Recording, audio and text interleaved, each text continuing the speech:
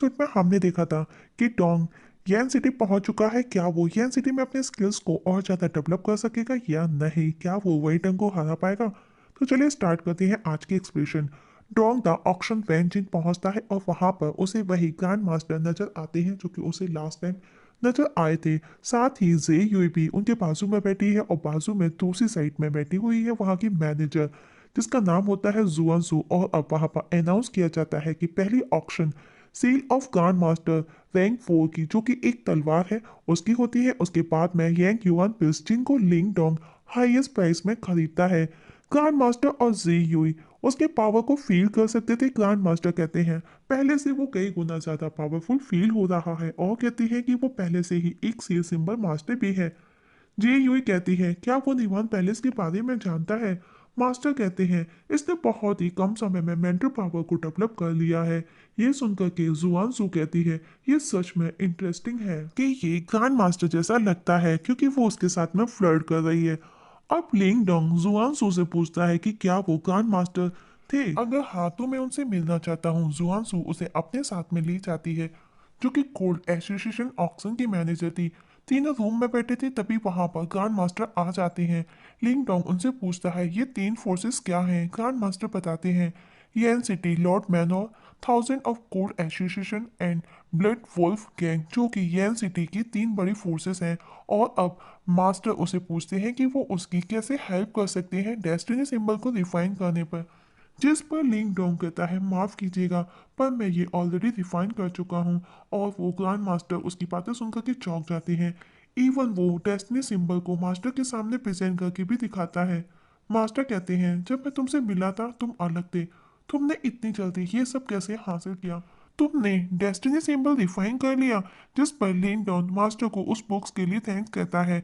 Even वो जे को भी थैंक्स कहता है। जे बोलती है भला मुझे क्यों थैंक्स कहते हो? ग्रैंड मास्टर उसकी तारीफ करते हैं। लिंग डोंग शर्माता है और बताते हैं कि ये तो एक बेस है और अब तुम ट्रू मेंटर पावर का यूज कर सकते हो, जो कि तीन प्रकार की है। डेस्टिनी सिंबल, जो कि बहुत ही ज्यादा कॉमन है। डेस्टिनी सोल सिंबल, जो कि बहुत ही ज्यादा रेयर है। डेस्टिनी हेवन सिंबल, ये बहुत ही ज्यादा भयानक है। और अगर ये एक बार खुल गई तो स्वर्ग और धरती दोनों को एक बार एक ही साथ में निकल सकती है। और कहते हैं मैंने ऑक्शन रूम में देखा तुम्हें, तुम मुझसे छिप रहे थे। क्यों? क्या मैंने तुम्हें किसी तरह से कोई नुकसान पहुंचाया? तब लिंग डोंग बताता है कि लिन फैमिली प्रॉब्लम में है। तब जूहन सू कहती है मतलब वो तो जासूस तुम्हारे पीछे थे जब मैंने तुम्हें देखा। लिंग डोंग चौंक जाता है और उसे सेलेस्टियल डेड पूल का बताती है। पर लिंग डोंग को कुछ भी पता नहीं होता और अब जुआन सू उसे बताती है वो एक ऐसी जगह है जहाँ पर यिन एंड yang दोनों ऊर्जा है। और अगर तुम वो ऊर्जा अपने अंदर एब्जॉर्ब कर सकते हो तो तुम न केवल आगे बढ़ोगे बल्कि यैन डेन रेंज को भी हासिल कर लोगे, जो कि 6 स्टार वाली है। हम उसे ढूंढेंगे। पर ब्लड वॉल्फ गैंग, जो कि यैन सिटी के तीन फोर्सेस में से एक है। जुआन कहती है हाँ हमने उनके साथ में एक समझौता भी किया बैटल का। डॉन कहता है ब्लड क्लॉट के साथ में लिन फैमिली की कुछ क्लासेस हैं, मुझे जल्दी से जल्दी मेरी पावर को बढ़ाना है। जुआन बोलती है अगर ऐसा है तो मैं तुम्हें मॉनेटरी पावर दे सकती हूँ। डोंग भी रेडी हो जाता है सेलेस्टियल डेडपूल के लिए। तब जे कहती है उसकी पावर लिमिटेड है और हर कोई नहीं जा सकता, पर डोंग को अपनी फैमिली को प्रोटेक्ट करना है हर हाल में। नाइट में डोंग नोटिस करता है कि उसकी स्टोन पावर काम नहीं कर रही है। अब वो अपनी मेंटल पावर से पता लगाने की कोशिश करता है। तभी वहां पर कोई स्मोक फॉर्म में आता है और उसका पता लगाने के लिए वो वाइस पैट्रिज की पावर का यूज करता है। तो हम देखते हैं ये वही चूहा था जो स्टार्टिंग में दिखाया गया था। सॉरी दोस्तों, स्टार्टिंग में मैंने गिलहरी बोल दिया था लेकिन वो एक दैट है। डोंग चौंक जाता है कि वो बोल सकता है। डोंग कहता है तुम यहाँ पर क्यों हो और हो कौन? रेड बताता है वो यहाँ का ऑनर है और मुझे थैंक्स कहो जिस स्टोन की वजह से तुम अब तक जिंदा हो। और उसे यंग युवान स्टोन माइंड की फ्लावर का याद दिलाता है। अब डोंग उसे बताता है कि वो स्टोन की पावर कम होती जा रही है। रेड उसे सेलेस्टियल डेन पूल का बोलता है और बताता है कि पहले वो भी उसी के जैसे पावरफुल स्ट्रांग हुआ करता था, पर अफसोस स्टोन मिलने के बाद मुझे मौत की घाट उतार दिया गया। मीन्स मुझे खुद को ही मारना पड़ा, डिस्ट्रॉय करना पड़ा। मुझे नहीं पता ये अच्छा है या बुरा। कुछ समय बाद में तुम भी समझ जाओगे अगर तुम मारे गए तो। मुझे तो कोई फर्क नहीं पड़ता, डॉग बोलता है। तुम बड़े ही मिस्टीरियस हो। रेड बोलता है ओके अब तुम जानो तुमको क्या करना है, मैं चला। डोंग उसे रोकते हुए कहता है, तुम इस स्टोन के ऑनर हो ना? तुम मुझे बताओ आखिर इसका सीक्रेट क्या है, वरना मैं तुमको मार दूंगा, वो भी बहुत ही आराम से। तब रेड कहता है, मुझे स्पिरिचुअल डेमंस के लिए स्पिरिचुअल मेडिसिन चाहिए उस फायर फ्लावर से। पर डोंग कहता है, अगर तुम मुझे गाइड करोगे स्ट्रांग बनने में तो तुम्हारे लिए मैं वो फ्लावर ला करके दूंगा। मुझे वही टोंग को हराना है। और अब रेड उसे अपने साथ में लेकर के जाता है और उसे मेंटल पावर का ट्राई करने का बोलता है। जैसे ही टोंग ट्राई करता है, वो रेड गायब हो जाता है और उसके सामने स्पेसशिप जैसा कुछ उसे नजर आने लगता है। तब वहां पर रेड आकर के उसे बताता है, ये स्पिरिचुअल ग्राइंडर है, ये तुम्हारी मेंटल स्ट्रेंथ को क्रश कर कर उसे रिकवर करेगा और इसके बाद में ये तुम्हारी मेंटल पावर को और ज्यादा स्ट्रांग बनाएगा। टोंग ग्राइंडर में कूद जाता है बिना कुछ सोचे समझे। रेड भी बेटा नोटिस करता है और वो एंजॉय भी कर रहा था, और वो नोटिस कर रहा था कि वो कितनी बार ग्राइंड हुआ है। डोंग 10 बार ग्राइंड होने के बाद में ग्राइंडर से बाहर निकल आता है और वो रेड उसकी पावर को देख हैरान है। और अब वो उसे आराम करने का बोलता है और बताता है कि उसे आज एक नई पावर मिली है जिसका नाम उसे वो शार्प स्नेल वेव कह करके बुलाता है। डोंग चौंक जाता है कि उसे आज एक नई पावर का एहसास हुआ। नेक्स्ट सीन में हम देखते हैं डोंग एक रूम में खुद से बातें कर रहा होता है और उस रेड को कुछ गलत बोलता है। तभी उसे आवाज आती है, कॉल मी फेंग शुई बॉय। डोंग चौंक जाता है क्योंकि उस रूम में कोई नहीं था, फिर आवाज कैसी। और अब डोंग एक दूसरे चैम्बर में जाता है जहां पर लोग पहले से भी मौजूद थे, जो कि गोल्डन चैम्बर था। और अब डोंग वहां पर रखी हुई चीजों को देखने लगता है। वहां बैठे उसे देख सब लोग उसका मजाक बनाते हैं। तब जुआनसू उसे प्रेसिडेंट जिया के बारे में बताती है और कहती है, ये लड़ाई का चैम्बर और द वुडन मोजी के बीच में है। और उसे पाम ऑफ द का चैम्बर शावन से इंट्रोड्यूस करवाती है, जो कि हाइट में काफी छोटा था। और अब सब बैटल के लिए मैदान में पहुंचते हैं। शावन कहता है, क्यों ना बैटल औरतों से स्टार्ट की जाए, जिस पर यूईशान मोजी कहता है, मुझे कोई फर्क नहीं पड़ता, मुझे सिर्फ जीत में इंटरेस्ट है। और अब first round women fight start होती है जहां पर जे जीत जाती है। सेकेंड राउंड में का चैम्बर का बंदा हार जाता है। अब लास्ट एंड फाइनल राउंड होना था। लिंग डोंग जाता है और मोजी के एक बंदे से फाइट करता है। सब फाइट देख करके हैरान थे। फाइट लगभग बराबरी की थी। आखिरी में मोजी का बंदा ट्रू पावर का यूज कर डोंग पर अटैक करता है, लेकिन लिंग डोंग उसके हर वार का जवाब देता है और लास्ट में Dong divine power rolling wave का यूज कर उसे हरा देता है। ये देख सब बहुत खुश हो जाते हैं। तब यूई शान आकर के कहता है, ये मत समझना कि सब खत्म हुआ, वैसे भी ये तुम्हारे अपने टाउन से नहीं है। और दोबारा जल्दी मिलने का पूल वहां से चला जाता है। और अब प्रेसिडेंट जिया उसे अपने डील के अकॉर्डिंग सेलेस्टियल पूल पर लेकर चलने का बोलता है। जुआन सू कहती है, हम तुमको वहां तक लेकर जा सकते हैं, लेकिन उसके अंदर की रेस्पॉन्सिबिलिटी तुम्हारी खुद की होगी, हम उसके अंदर तुम्हारी कोई हेल्प नहीं कर सकेंगे। टोंग सुनकर के बहुत खुश हो जाता है क्योंकि उसे बस जाना था। और अब टोंग पूल के अंदर एनर्जी को ऑब्जर्व करने स्टार्ट कर देता है तो उसे अपने ग्रैंडफादर की कही बातें याद आती हैं। और डोंग नोटिस करता है कि उसके साथ आए हुए दोनों एनर्जी ज़्यादा से ज़्यादा एब्जॉर्ब कर रहे थे। उसे लगता है कि वो उससे ज़्यादा एनर्जी को एब्जॉर्ब कर लेंगे, वो पीछे रह जाएगा। तब रेड वहां पर आकर के उसे कहता है, तुम अपना टाइम वेस्ट कर रहे हो, मैं तुम्हारी हेल्प कर सकता हूँ जिससे कि तुम जल्दी और ज़्यादा से ज़्यादा एनर्जी को एब्जॉर्ब कर सकते हो, लेकिन इसके बदले तुमको तो कुछ भी तो रिटर्न करना होगा। टॉम बोलता है, क्या करना होगा? रेड बोलता है, ये पूल अंदर से बिल्कुल अलग है, इसके अंदर पक्का कुछ तो स्पेशल होगा। मैंने कुछ एनर्जी ऑब्जर्व की पर पूरी की पूरी निकल गई, बह गई। क्या तुम पता करोगे क्यों? डोंग बोलता है, फिक्र मत करो, इम्पोर्टेंट ये है कि तुम जिंदा हो। रेड बोलता है, हाँ तुम्हारे पास तो खोने के लिए कुछ है ही नहीं। तब डोंग बोलता है, तुम कभी कभी एक जानवर की तरह करते हो पर कभी कभी वो भी अच्छा बिहेव करते हैं, क्योंकि उसे अपने पाइथन टाइगर की याद आती है।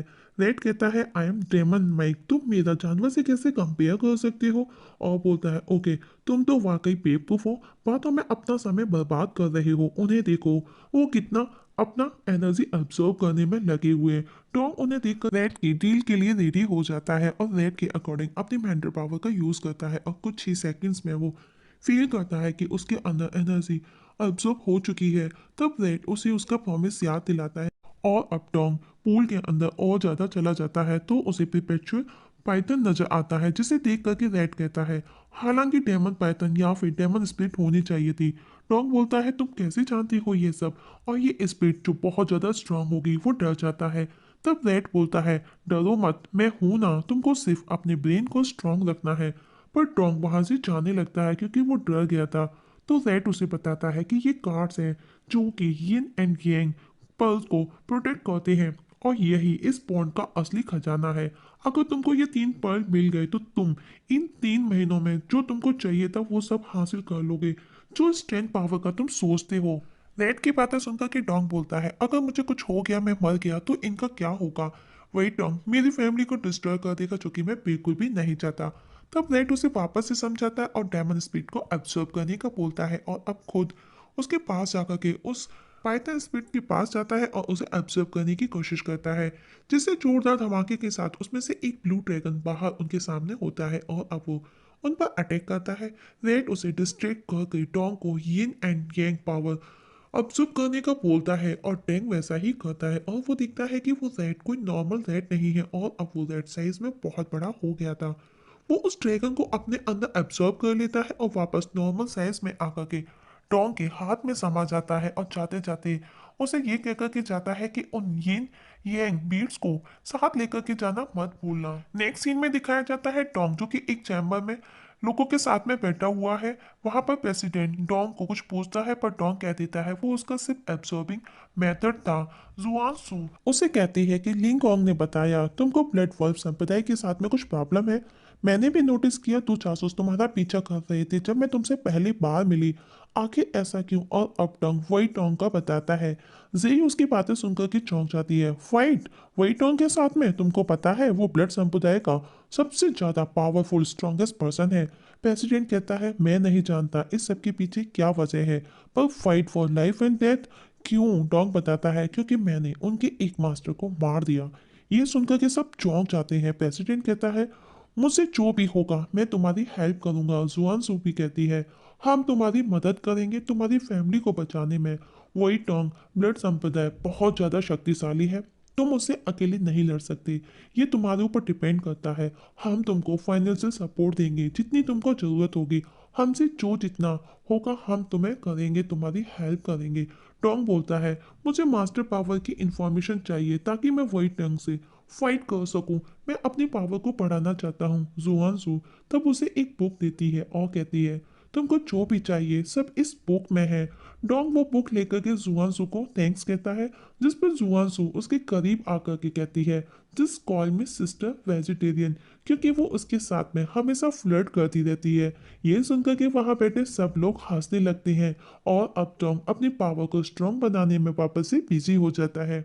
वहीं दूसरी तरफ हम देखते हैं टोंग की सिस्टर जो कि बहुत ज्यादा टेंशन में है अपने भाई को लेकर के, वो उसे मिस कर रही है। उधर डोंग ने अपनी पावर रिस्टोर कर ली है, और अब वो जुआनसू के पास पहुंचता है और उसे बताता है कि कल उसका बैटल होने वाला है, और अगर कुछ है बताने के लायक जो मुझे नहीं पता तो प्लीज मुझे बताओ, मैं जानना चाहता हूँ। और वो उसे एक दरवाजा खोल करके दिखाती है, जो कि उसकी सिस्टर टेन दौड़ करके आकर के उसके गले लग जाती है। डोंग अपने सिस्टर को देख करके बहुत खुश हो जाता है, लेकिन जब वो देखता है उसके साथ में उसके फादर और ग्रैंडफादर भी है तो वो और ज़्यादा खुश हो जाता है।